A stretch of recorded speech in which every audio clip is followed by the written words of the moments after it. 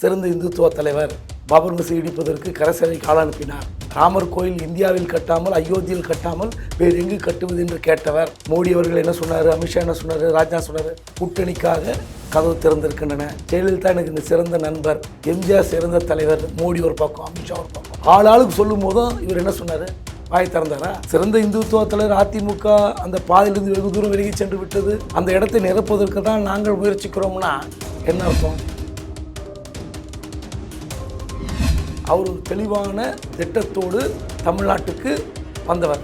அவர் என்ன சொன்னார், நான் நேர்மையாக இருப்பேன், நான் அரசியலுக்கு அப்பாற்பட்டு எல்லாத்தையும் பார்க்குறேன். இதெல்லாம் எப்போ சொல்கிறாரு? பாரதிய ஜனதா கட்சியில் இணைவதற்கு முன்பு ஒரு பேட்டி கொடுத்துருப்பார். இந்த தமிழ்நாட்டுக்கு நீட் வேணுமா வேணாமனா நீட்டு விலக்க வேண்டும் சொன்னவர். இதெல்லாம் திராவிட சிந்தனையோடு பேசிய அதே அண்ணாமலை தான் பாஜகவில் துணைத் தலைவராகி தலைவரான பிறகு என்ன பேசினாரு, நீட்டுலாம் ரத்துலாம் செய்ய மாட்டோம், தமிழ்நாட்டுக்கு வேணும்னு சொல்லி 6 மாதத்துக்கு முன்னாடி, முடியாதுன்னு சொல்லி 6 மாதத்துக்கு முன்னாடி முன்னுக்கு பின் முரணாக பேசுகிற ஒரு தலைவர்.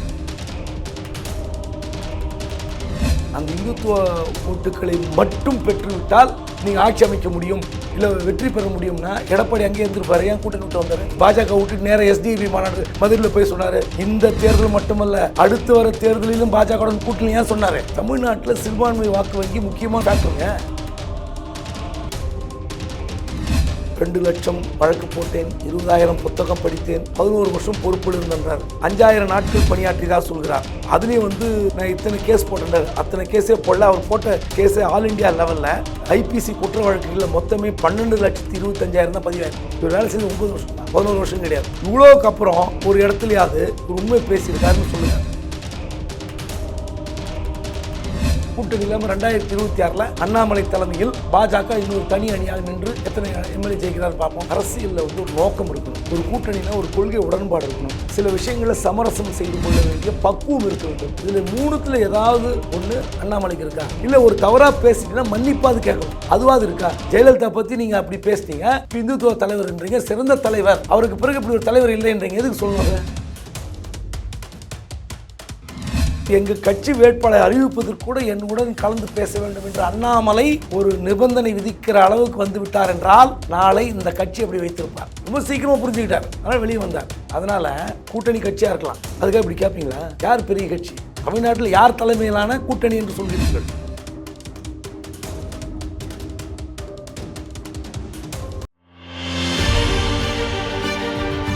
ஐபிசி தமிழ் நேயர்களுக்கு வணக்கம். இன்றைய நேர்காணலில் நம்மோடு இணைந்திருப்பவர் மூத்த பத்திரிகையாளர் குபேந்திரன் அவர்கள். வணக்கம் சார். வணக்கம். ஜெயலலிதா ஒரு மிகச்சிறந்த ஒரு இந்துத்துவ தலைவர், சொல்வது யாருன்னு பார்த்தீங்கன்னா அண்ணாமலை.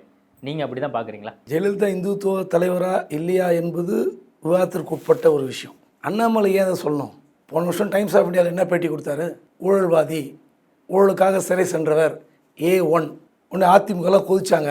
நான் அப்படி தான் பேசுவேன், உண்மையாக தானே பேசணும் அப்படின்னு சொன்னவர் அந்த பேட்டியிலேயே என்ன சொல்லியிருக்கலாம்? சிறந்த இந்துத்துவ தலைவர், பாபர் மசூதி இடிப்பதற்கு கரசேவை கால அனுப்பினார், ராமர் கோயில் இந்தியாவில் கட்டாமல் அயோத்தியில் கட்டாமல் வேறு எங்கு கட்டுவது என்று கேட்டவர் அப்படின்லாம் சொல்லி அந்த பேட்டியை பேலன்ஸ் பண்ணியிருக்க முடியுமா இல்லையா? ஏன் அதெல்லாம் செய்யலை? என்ன நோக்கம்? கூட்டணிக்காக இந்த தேர்தல் அறிவிக்கிற நாள் வரை ஒரு 5-6 கூட்டம் நடந்தது பரவலான பல இடங்களில். மோடி அவர்கள் என்ன சொன்னார், அமித்ஷா என்ன சொன்னார், ராஜ்நாத் சொன்னார், கூட்டணிக்காக கதவு திறந்திருக்கின்றன. ஜெயலலிதா எனக்கு இந்த சிறந்த நண்பர், எம்ஜிஆர் சிறந்த தலைவர், மோடி ஒரு பக்கம், அமித்ஷா ஒரு பக்கம். ஆளாளுக்கு சொல்லும் போதும் இவர் என்ன சொன்னார், வாய் திறந்தாரா? சிறந்த இந்துத்துவ தலைவர் அதிமுக அந்த பாதையிலிருந்து வெகு தூரம் விலகி சென்று விட்டது, அந்த இடத்தை நிரப்புவதற்கு தான் நாங்கள் முயற்சிக்கிறோம்னா என்ன அர்த்தம்? தெரியல. அவர் எதுக்கு அப்படி பேசினாரு, எதுக்கு இப்படி பேசுகிறாரு? ஏதாவது புரியுதா உங்களுக்கு? அண்ணாமலையுடைய அந்த பேச்சினுடைய சாராம்சம் எதை காட்டுகிறது? இல்லை, ஒருவேளை அண்மையில் மோடி அவர்கள் இங்கே வந்திருந்த போது ஜெயலலிதா ஆட்சியை பற்றிலாம் புகழ்ந்து பேசிட்டு போனார், அம்மா ஆட்சி எப்படி இருந்தது அப்படின்னு சொல்லி. அதன் காரணமாக மோடியே பேசிட்டார், நம்ம தலைவரே பேசிட்டார், நம்மளும் பேசிடுவோம் அப்படின்னு சொல்லி பேசி ஒரு டேலி பண்ணிட்டாரு. நம்ம போன தடவை நீங்கள் சொன்ன மாதிரி டைம்ஸ் ஆஃப் இந்தியாவில் எப்படி பேட்டி கொடுத்து ஒரு சர்ச்சையாச்சோ அதுக்கு சரி செய்ய விதமாக இன்னொரு பேட்டி கொடுத்து இதை சரி செஞ்சுட்டாரு. நம்ம அப்படி பார்க்கலாமா? மோடி சொன்ன பிறகு தான் இவர் உணர்ந்தாரா? ஏன் மோடிக்கு பக்கத்துலேயே எடப்பாடிக்கு சீட் போட்டு உட்கார வச்சாங்களே. இந்த என்டிஏ கூட்டணியில் எத்தனை கட்சி இருந்ததெல்லாம் விட்டுருவோம். அங்கிருந்த பிரதான ஒரு கட்சி, கூட்டணி கட்சி அதிமுக. அந்த பிரதான கட்சியான அதிமுகவுக்கு மோடியோட பக்கத்தில் சீட் போட்டாங்களே. அப்புறம் உங்களுக்கு தெரியலையா ஏன் சீட்டு மோடி பக்கத்தில் ஏன் சீட்டு போட்டாங்க எடப்பாடிக்கு? அப்போ உணரலையா அவருக்கு?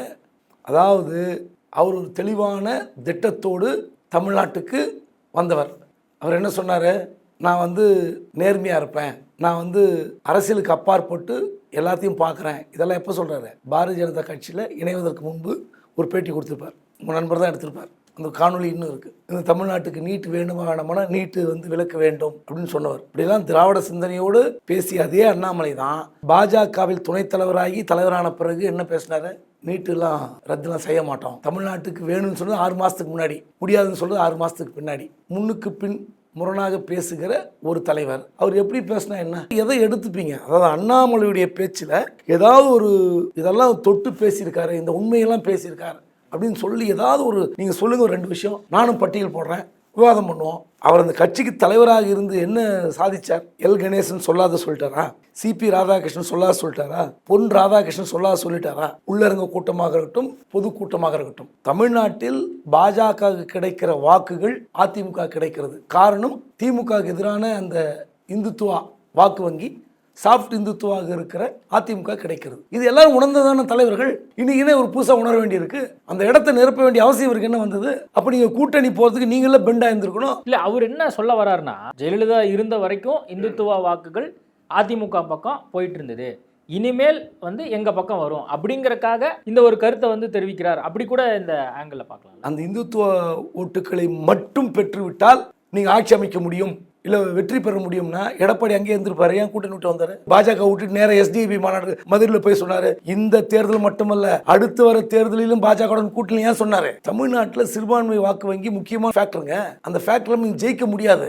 ஒரு இந்துத்துவ ஓட்டு மட்டும் கன்சல்டேட் பண்ணி ஜெயிக்கலான்றது வட இந்தியாவில் செல்லுபடியாகும், தென்னிந்தியாவில் செல்லுபடியாகாது. குறிப்பா தமிழ்நாட்டில் இல்ல, இந்துத்துவாக்கான ஒரு ஓட் பேங்க் வந்து இங்க உருவாக்கணும் அப்படிங்கறக்காக ஜெயலலிதா மாதிரியான ஒரு தலைவரை எடுத்துக்கொண்டு அண்ணாமலை இப்படி பேசுறார். இனிமேல் வந்து வருங்காலங்களில் 2026 அது மாதிரி ஒரு ட்ரையல் அண்ட் எரரா பார்க்கலாம் அப்படிங்கறக்காக அண்ணாமலை இது மாதிரி. அதான் சொல்றேன், அவருக்கு வந்து அரசியலும் தெரியல, ஒரு தாத்பரியமும் தெரியல, தமிழ்நாட்டில் செல்லுபடியாகாது. தமிழ்நாட்டில் இவரை விட ஒரு தீவிரமான இந்துத்துவ தலைவராக ஜெயலலிதா இருந்தார் அப்படின்றதுக்கு என்ன சொல்லுவாங்க, ஆடு கோழி வெட்டக்கூடாதுன்னு இந்த கோயில்களில் ஒரு தடை சட்டம் கொண்டு வந்தார். என்னாச்சு? ஜெயலலிதா என்னாச்சு? திரும்ப வாபஸ் பெற்றார். ஏன் பெற்றார்? மக்கள் மத்தியில் அந்த அளவுக்கு. அப்போ நீங்க தமிழ்நாட்டில் எல்லா மாரியம்மன் கோயிலையும் அங்காளம்மன் கோயிலையும் அங்காள பரமேஸ்வரி கோயிலையும் கும்பிட்றவங்க யாரு? இஸ்லாமியர் வந்து கும்பிட்றானா? கிறிஸ்துவ வந்து கும்பிட்றானா? இப்போ எங்கள் ஊரில் கங்கையம்மன் கோயில் திருவிழா நடந்ததுங்க, ஆடு வெட்டினாங்க. தேர் திருவிழா முன்னாடி ஆடு வெட்டுறாங்க, அன்னைக்கு பிரியாணி போடுறான். அப்போ அந்த அவன்லாம் யாரு? அவன் வேற்று மதமா இல்லை வேற்று நாட்டவனா? இப்படி நீங்கள் தமிழ்நாட்டில் அங்கிங்கனாதபடி இருக்கிற தெய்வங்கள், தெய்வ வழிபாடுகளில் அம்மன் வழிபாடு, ஐயனார் வழிபாடு, எல்லா வழிபாட்டிலும் ஆடு கோழி வெட்டுவது இயற்கை. அப்படி இருக்கும்போது இந்த மாதிரிலாம் பண்ணாமல் நீங்கள் எப்படி ஓட்டு வாங்கிடுவீங்க? அதெல்லாம் யார் ஓட்டு? அதில் இந்துத்துவ ஓட்டு தானே. எங்கேயாவது கை வச்சிங்கன்னா வேற இடத்துல குத்துங்க. அது முதல்ல உணரணும். நீங்கள் ஜெயலலிதாவை பாராட்டியதுனாலையோ எம்ஜிஆரை பாராட்டி விட்டதாலோ அதிமுக வாக்கு வங்கி உங்கள் பக்கம் வந்துடாது. தேர்தல் முடிவு ஜூன் 4 வரப்போதில்லை. பாஜக எத்தனை இடங்களில் 3வது இடம் வரப்போகுது, எத்தனை இடங்களில் 2வது இடம் வரப்போகுதுன்னு பார்க்க போகிறோம். அப்போ தெரியும்ல, அதிமுக விட ஒரு பெரிய கட்சியை நீ உருவெடுத்துட முடியுமா? 2 திராவிட கட்சிகள்லாம் மாறி மாறி ஆட்சிக்கு வருகின்றன. கிட்டத்தட்ட ஒரு 60லேருந்து 65% வாக்கு வங்கியை 2 திராவிட கட்சிகளும் பங்கு போட்டு கொண்டிருக்கின்றன. இப்படியான சூழலில் நீ உள்ள புந்து எங்கே ஓட்டு வாங்க முடியும்? அதிமுக கட்சியை அழித்து ஒழித்து அந்த கட்சி தலைவர் ஓட வைத்து அந்த கட்சியிலிருந்து அப்படியே இங்கே வந்து பாஜக பக்கம் சேர்ந்தா ஓட்டு கிடைக்க நம்பினீங்க, ட்ரை பண்ணீங்க, அது நடக்கல. இல்லை, இப்போ இதுக்கு முன்னாடி அந்த மாதிரி முயற்சிகள்லாம் எடுத்தாங்க, அது நடக்கல. இப்போ நம்ம தலைவரையே வந்து சொல்லி அந்த மாதிரி யாராவது வராங்களான்னு பார்ப்போம் அப்படிங்கிற மாதிரி ஒரு ஸ்ட்ராட்டஜி எடுத்திருக்கிறாரோ. எப்படி எடுக்க முடியும்? இந்துத்துவ தலைவர் ஜெயலலிதா அந்த இடத்துல நாங்கள் அடைய போகணும்னா உங்களுக்கு என்ன வழிமுறை, என்ன திட்டம் வைத்திருக்கிறீர்கள்? வெறும் இந்துத்துவ கொள்கையை சொல்லி தமிழ்நாட்டில் ஓட்டு வாங்க முடியாதுன்றதான் ஜெயலலிதா உணர்ந்துட்டாரு. அப்புறம் நீங்க என்ன புதுசா வந்து என்ன? இப்போ பாஜக சொன்னா மக்கள் ஏத்துக்க மாட்டாங்க, மற்ற கட்சியினரும் இது இந்துத்துவா கட்சி அப்படின்னு சொல்லிடுவாங்க. ஜெயலலிதா மாதிரியான ஆட்கள் வந்து இந்துத்துவாவை வச்சிருந்தாங்க மனசுக்குள்ள, அதை அப்பப்போ வெளிப்படுத்தியிருக்காங்க அப்படிங்கிற உதாரணத்தை அவர் சொல்லி அதுக்கப்புறம் வந்து இந்த மாதிரி ஒரு விஷயத்தை மக்கள்கிட்ட தெரிவிக்கிறதுக்காக இந்த மாதிரி பேசுறாரோ. நம்ம ஒரு திட்டம் கொண்டு வரோம், திட்டத்தில் தவறு இருந்தால் அதை திருத்தி கொள்ள வேண்டும் அல்லது அதை மாற்ற வேண்டும். இதுதான் ப்ரொசீஜர், இதுதான் நடைமுறை. ஜெயலலிதா கொண்டு வந்தாங்க, 2 தடை சட்டத்தையும் வாபஸ் வாங்கிட்டாங்க. 2011 அப்புறம் திமுக ஆட்சி வந்துருது. அதுக்கப்புறம் 2011 வந்தோன்னு என்ன பண்ணாங்க? ரம்ஜான் மாதத்தில் மசூதிகளுக்கு நோன்பு கஞ்சிக்கு அரிசி, ஹஜ் யாத்திரைக்கு இவ்வளோ நிதி எக்ஸ்ட்ரா அதெல்லாம் யார் கொடுத்தது? அதெல்லாம் ஏன் கொடுக்கணும்? மீண்டும் பாஜகவுடன் கூட்டணி வைக்க மாட்டேன், ஒரு முறை தவறு செய்து விட்டேன், அதை தவறை மீண்டும் செய்ய மாட்டேன்னு சொன்னது யார்? மோடியா அந்த லேடியான்னு கேட்டது ஏன்? அந்த அம்மாவுக்கு அரசியல் தெரியுமில்ல. நீங்கள் அந்த 2014 தேர்தலில் காங்கிரஸ் திமுக கூட்டணி இல்லை, அதனால் எல்லா கட்சியிலும் பிரித்து வைத்து விட்டு இந்த அம்மா நின்று ஜெயிச்சாங்க. ஏன் ஜெயிச்சாங்க? எதுக்காக ஜெயிச்சாங்க? ஏன் பாஜக ஓட்டு போடல? அகில இந்திய அளவில் மோடிக்கு ஓட்டு விழுகிறது. அப்படி விழுகிற இடத்துல தமிழ்நாட்டில் ஏன் ஜெயிக்க முடியல? அப்போ என்ன அர்த்தம்? அதனால தமிழ்நாட்டுக்கு தெரியுங்க, தமிழ்நாட்டில் என்ன தட்பவெட்ப நிலை, என்ன சீதோஷ் நிலை என்பது 2 திராவிட கட்சிகளுக்கு தெரியும், அவங்களுக்கும் தெரியும், பாஜகவும் தெரியும். ஏன் இவரோட எல் கணேசனுக்கு தெரியாதவரா? சிபி ராதாகிருஷ்ணன் பொன்னார்லாம் RSSல இருந்து தலைவரானவர்கள், எல்லாம் தெரியும். போட்டி போட முடியாது என்று உணர்ந்து விட்டதால் தான் கூட்டணி கட்சிக்காக ஆசைப்பட்டார்கள். இப்போ என்ன பண்ணாரு? கூட்டணி இல்லாம போட்டிட்டார்ல, பாப்போமே. கூட்டணி இல்லாம 2026ல அண்ணாமலை தலைமையில் பாஜக இன்னொரு தனி அணியாக நின்று எத்தனை மேலே ஜெயிக்கிறார் பார்ப்போம். இல்ல இப்ப கொஞ்ச நாளைக்கு முன்னாடி இப்ப ஜெயலலிதா பத்தி பேசின விஷயம் வந்து பேசுபொருளா மாறிச்சு. நம்ம ஆரம்பத்துல அதை பத்தி பேசணும். இப்போ ஜெயலலிதா பத்தி அண்ணாமலை பேசுவதற்கான காரணம் என்ன? நோக்கம் என்னவா இருக்கும்? ஏதோ ஒரு நோக்கம் இருக்கணும்ல. நம்ம அதிமுக புகழ்ந்து பேசுறோம் அல்லது ஜெயலலிதா புகழ்ந்து பேசுறோம்னா நோக்கம் ஒண்ணு இருக்கணும்ல. அந்த நோக்கம் என்னவா இருக்கும் நீங்க உணர்றீங்க? அரசியல்ல வந்து ஒரு நோக்கம் இருக்கணும், ஒரு கூட்டணினா ஒரு கொள்கை உடன்பாடு இருக்கணும், சில விஷயங்களை சமரசம் செய்து கொள்ள வேண்டிய பக்குவம் இருக்க வேண்டும். இதுல 3த்துல ஏதாவது ஒண்ணு அண்ணாமலைக்கு இருக்கா? இல்ல ஒரு தவறா பேசிட்டீங்கன்னா மன்னிப்பாது கேட்கணும், அதுவாது இருக்கா? ஜெயலலிதா பத்தி நீங்க அப்படி பேசிட்டீங்க, இந்துத்துவ தலைவர்ன்றீங்க, சிறந்த தலைவர், அவருக்கு பிறகு இப்படி ஒரு தலைவர் இல்லைன்றீங்க, எதுக்கு சொல்லணும்? அதை நான் சொல்றேன், ஜெயலலிதா ஒரு முறை டெபாசிட் வாங்காத தலைவர்லாம் சொன்னார். அது உண்மையா? அதுவும் போய். ஏன்னா பர்கூர்ல ஒரு போட்டியிட்டு தோல்வி அடைந்தார் 96 தேர்தல்ல. ஆனா டெபாசிட் போல 2வது இடத்துக்கு வந்தார். அப்போ அதுக்காவது ஒரு தவறா சொல்லிட்டேன் அப்படின்னு சொல்லணும். அப்புறம் வந்து மதுரையில வந்து அண்ணாதுரை மன்னிப்பு கேட்டார் தேவராமன், அப்படி சம்பவம் நடக்கலன்னு தராசியாம் சார் எழுதிய புத்தகத்தை வச்சு பல இடத்துல பேட்டி கொடுத்தார். அந்த மாதிரி சம்பவம் நடக்கலன்னு. அதுக்கப்புறம் இன்னும் பல ஆய்வாளர்கள் சொன்னாங்க அப்படி ஒரு சம்பவம் நடக்கல, மீனாட்சி அம்மன் கோயில்ல இந்த மீட்டிங் நடக்கல, அது நடந்த இடம் வேறு, இப்படிலாம் சொன்னாங்க. அவர் ஏதாவது மன்னிப்பு கேட்டாரா? அடுத்து அவர் சொன்ன வார்த்தைலாம் சொல்றேன். ஜல்ஜீவன் திட்டத்தில் வந்து கர்நாடக மாநிலம் 66% நிறைவேற்றி, தமிழ்நாடு 50% நிறைவேற்றியுள்ளது என்று ஒரு சொல்லியிருந்தார். இந்த ஜல்ஜீவன் திட்டத்துக்கு தமிழ்நாடு அரசுக்கு, ஒன்றிய அரசுக்கு 2022 விருது கொடுத்திருக்கு. தமிழ்நாட்டில் வந்து 69.14 லட்சம் வீடுகளுக்கு தண்ணீர் குழாய் இணைப்பு வழங்கப்பட்டு பாஜக அரசு கொடுத்திருக்கு. ஆனா என்ன சொல்றாரு இவரு? திமுக அரசோ அல்ல அதிமுக அரசோ நிறைவேற்றலன்னு சொன்னார். அதுக்கு அடுத்து 100 ஆண்டுகளான பழமையான இந்து கோயில்களை TR பாலு இடித்து விட்டார் என்று பெருமையாக பேசினார்லாம் போட்டார். அது என்ன உண்மை? GST ரோடு வைடனுக்காக பண்ணப்பட்ட இடிக்கப்பட்ட கோயில், அதுக்கு பதில் வேற கோயில் கட்டி கொடுத்தாங்க. கரெக்டாக அந்த கோயில் கட்டி கொடுத்தோன்றதை எடிட் பண்ணி இடித்து விட்டோம் என்ற வார்த்தையை வைத்துக்கொண்டு வீடியோ வெளியிட்டார். அதையும் ஒரு பேசினார், ஒரு தலைவராக இருந்து கொண்டு. அடுத்து தமிழ்நாடு உளவுத்துறையில் 60% மேலாக சிறுபான்மையின மக்கள், குறிப்பாக மிஷினரி மக்கள் இருக்கிறாருன்னு சொன்னாங்க. யாரு சொல்றாரு? அப்ப இருந்த உளவுத்துறை ADGP டேவிட்சனுக்கு எதிராக பேசுறாரு. தப்பு கிடையாது, போலீஸ் ஆபீசர். என்ன சொல்லணும்? அங்க எல்லாமே சேர்ந்து 18% கூட இல்ல மைனாரிட்டி, 60% மேலங்கிறார். சோ 2 லட்சம் வழக்கு போட்டேன், 20,000 புத்தகம் படித்தேன், 11 வருஷம் பொறுப்பில் இருந்தன்றார். 11 வருஷத்துல IPS வாழ்க்கையில அந்த நாட்கள் கணக்குப்பட்டாலே 4015 தான் வருதுங்கிறான். 5000 நாட்கள் பணியாற்றியதாக சொல்கிறார். அதுலேயும் வந்து நான் இத்தனை கேஸ் போட்டேன், அத்தனை கேஸே போடல. அவர் போட்ட கேஸே ஆல் இண்டியா லெவலில் IPC குற்ற வழக்குகளில் மொத்தமே 12,25,000 தான் பதிவாயிருக்கு. அந்த அத்தனை வருஷத்துலேயே 2011 to 2019 இவர் வேலை செய்து 9 வருஷம் தான், 11 வருஷம் கிடையாது. இவ்வளோக்கு அப்புறம் ஒரு இடத்துலயாவது ஒரு உண்மை பேசியிருக்காருன்னு சொல்லுங்க, நான் போறேன். அதனால இவருக்கு நோக்கமும் இல்லை, ஒரு கொள்கை உடன்பாடும் இல்லை, ஒரு யதார்த்த நிலைக்கு பேசுகிற அல்லது பேசி விட்டதுக்காக மன்னிப்பு கேட்கிற பழக்கமும் இல்லை. ஸோ இவருக்கு வந்து ஏதோ எடுத்தோம் கவுத்தோம் அப்படின்ற ஒரு பாணியில இவருக்கு கட்சியில் வந்து ஒரு பதவி கிடைத்து விட்டது. அதை வைத்துக்கொண்டு வளர்ச்சி அடைய முடியும் என்றால் வளர்ச்சி அடைவதற்கு வாய்ப்பே இல்லை. இந்த கருத்து தெரிவிப்பதன் மூலமாக அவருக்கு ஒரு நோக்கம் இல்லை அப்படிங்கிற விஷயத்த சொல்லியிருக்கீங்க. அடுக்கடுக்கான அண்ணாமலை பேசின விஷயங்கள் குறித்து சொல்லியிருக்கீங்க. ஒருவேளை அண்ணாமலை இதை பார்த்தாவோ அல்லது பாஜகவினுடைய துணைத் தலைவர் நாராயண திருப்பதி அடிக்கடி எல்லாத்துக்கும் ஒரு கமெண்ட் போடுவார், அவர் கொடுக்குறாரு என்னன்னு பார்ப்போம். இப்போ இதை தாண்டி இப்போ மற்ற அதிமுகவை சேர்ந்து இருக்கக்கூடிய அமைச்சர், முன்னாள் அமைச்சர்கள்லாம் கருத்து தெரிவிக்கிறாங்க. அவர் அதிமுகவில் இருந்து கொண்டு இப்படி எல்லாம் கருத்து தெரிவிக்கலாமே அப்படிங்கிற கருத்துக்களையும் சில பேர் கண்டனமும் தெரிவிக்கிறாங்க. RB உதயகுமார், சசிகலா போன்றவர்கள் அப்படிலாம் கிடையாது அப்படிங்கிறதையும் மறுக்கிறாங்க. அதிமுகவினர் இதை வந்து சரியா தான் கையாளுறாங்கன்னு நினைக்கிறீங்க? இல்லை, இந்த விஷயத்துல எடப்பாடி பழனிசாமி இன்னைக்கு பேட்டி கொடுத்துருக்கணும்.